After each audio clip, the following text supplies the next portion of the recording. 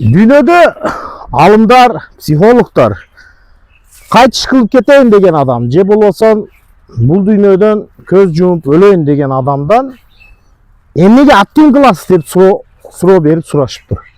Көптөгөн адамдардан сураптыр. Ошондо үч эле нерсе кайталанып тур.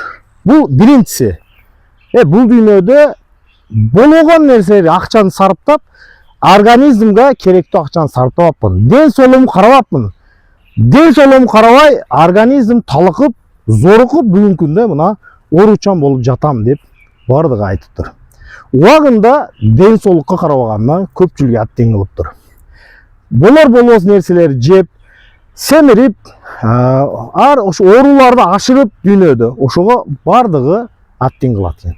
Экинчиси, эң сүйгөн кесибим менен, эң сүйгөн жумушум менен, эң сүйгөн хоббим менен эмгектенип жүрөпмүн.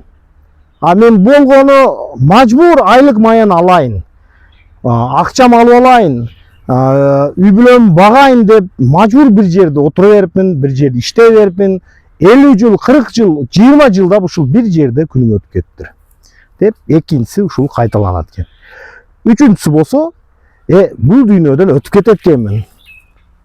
Мен ушул мүмкүнчүлүк болгондо саякат кылып дүйнөдү кезбепмин.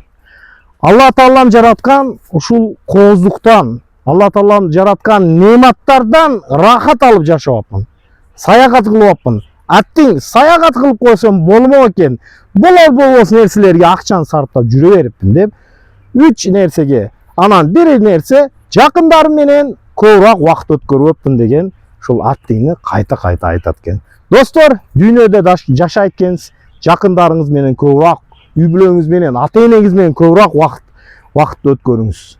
Досторуңуз менен. Анан мүмкүнчүлүк болсо дүйнөдү кезип, дүйнөгө саякат кылып, дүйнөдө Аллах Таалам берген неаматтардан рахат алып, шүгүр келтирип, көңүлүңүз толуп жашаңыз.